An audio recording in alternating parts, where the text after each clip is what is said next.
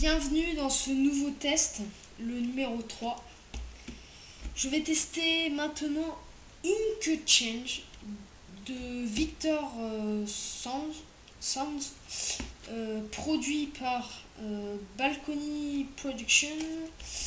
En fait, ça va vous permettre de faire signer une carte ou une carte de visite, de marquer quelque chose dessus et en prenant le paquet en tenue bidole, on fait juste un petit mouvement et toc, l'inscription se change entre une autre et sans LD ni rien. On peut juste j'ai peut-être un étui et un paquet. J'ai pas de paquet, si j'ai un paquet, hop là. On tient donc soit les cartes de visite, soit le jeu de cartes comme ça, et là, direct, comme ça, on donne la carte à examiner. C'est ça le point positif de Ink-Change, on peut donner direct la carte à examiner. On peut faire plein de routines. Bon, lui, dans son thriller, il fait le feu rouge qui se transforme en feu vert. Après, il y a la carte. Par exemple, cette de carreaux, on transforme en 8 de pique, par exemple. Bon, voilà pour l'introduction de Ink-Change. Je pense que je vais en dire du bien.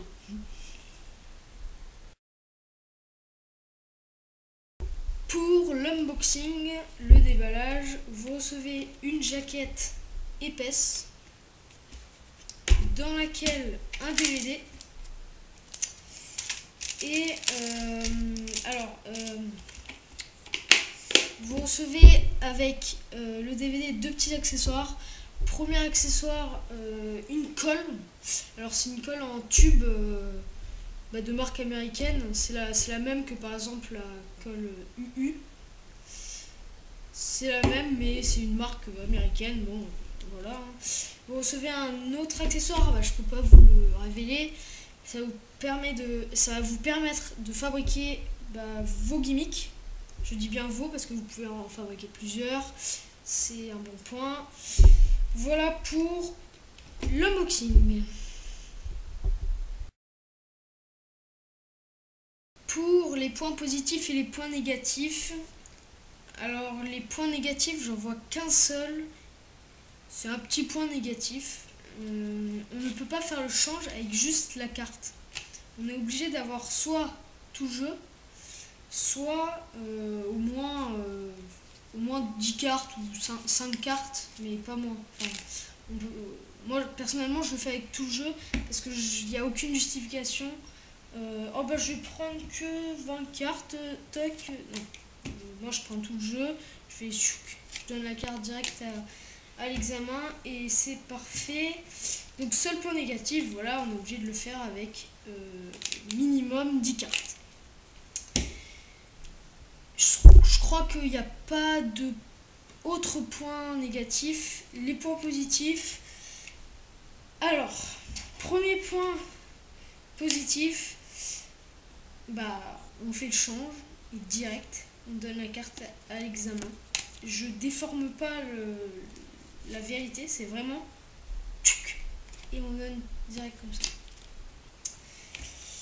Autre point positif, ce qu'on peut faire, c'est donner au spectateur un marqueur, il signe sur le dos, on prend le jeu, on marque bien sûr ici une inscription, donc le spectateur pendant le change il aura sa signature et on donne direct. Donc c'est ça, le spectateur peut vraiment signer la carte là où on fait le change. Je crois que pour les points positifs et négatifs c'est bon. Voilà.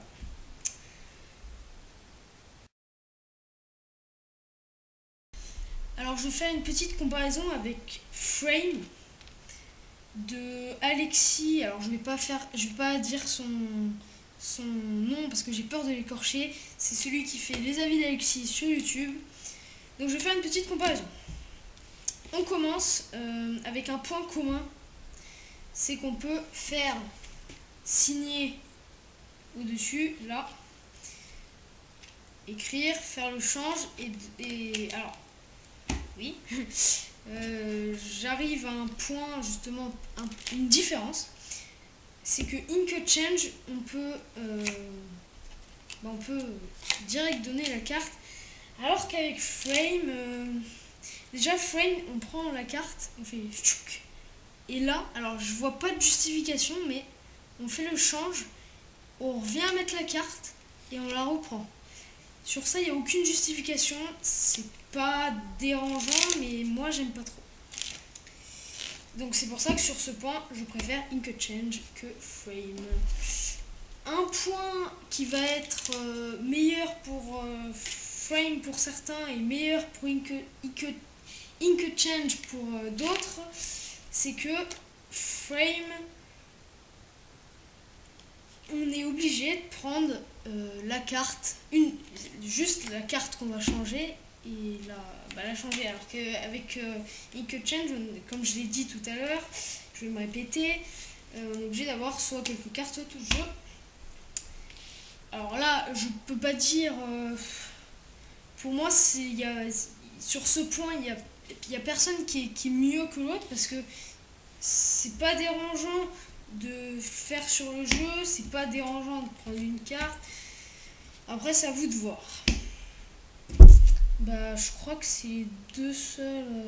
Alors, faut savoir que les deux gimmicks sont, j'allais dire, sont complètement différents, mais oui, enfin, ils sont différents quand même. Hein. C'est vraiment.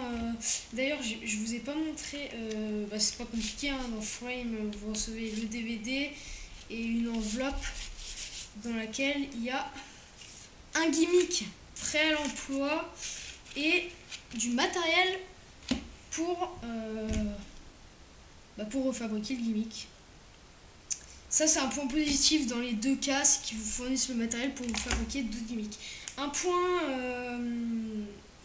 en faveur de Frame, c'est que Frame, il vous fournit donc un gimmick prêt à l'emploi et bien sûr du matériel pour vous fabriquer, alors que Ink Change, il vous fournit juste le matériel, il vous fournit pas un gimmick prêt à l'emploi. Bon, c'est pas dérangeant, mais bon, voilà, je crois que c'est les... ouais. Bon, après, chacun aura sa préférence.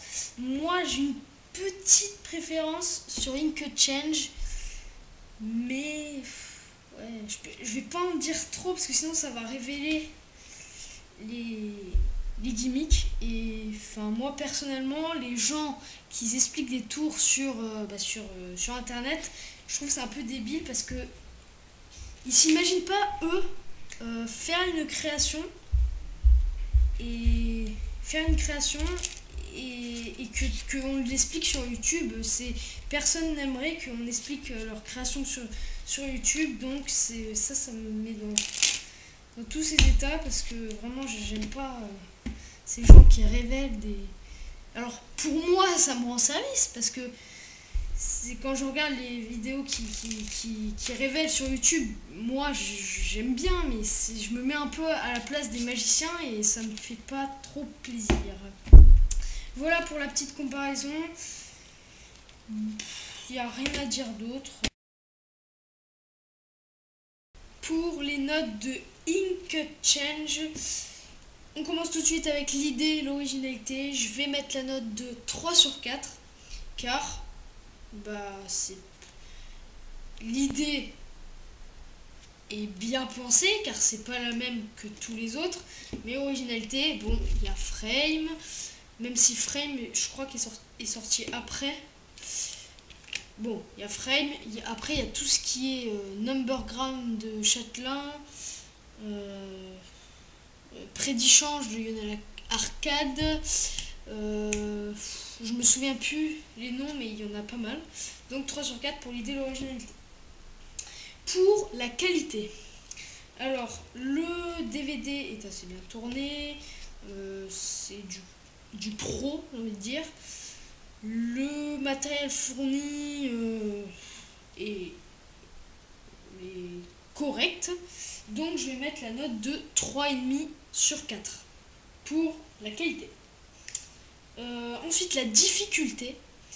Alors, la difficulté, c'est déjà, il y a deux mouvements, enfin deux mouvements, deux façons de faire le change. Je peux pas, enfin si, je peux juste vous dire, il y a un change sans la colle, enfin sans qu'il y ait besoin de la colle, et un change où il y a besoin de la colle. Je peux juste vous dire ça, je sais que ça vous avance pas trop, mais c'est... Donc pour la difficulté, c'est hyper facile, hein. Donc je vais mettre la note de 3,5 sur 4. Pour le prix, 32 euros, enfin autour de 30-35 euros dans presque toutes les boutiques. Le Petit Magicien, bon après toutes les boutiques, hein. Bah 35 c'est, j'ai envie de dire, correct, sachant qu'il y a la colle, même si la colle ne coûte pas extrêmement cher. Donc voilà pour le prix 3 sur 4. Et ensuite, bah, est-ce que c'est possible ou pas en conditions réelles? Je vais mettre la note de 3,5 sur 4, car c'est pas... Ça peut se faire entourer, il n'y a pas d'angle particulier. Bon, j'ai rien à dire sur ça, c'est facile à faire en conditions réelles, il n'y a pas d'angle, il n'y a pas de... rien à dire de plus. Donc voilà pour les notes.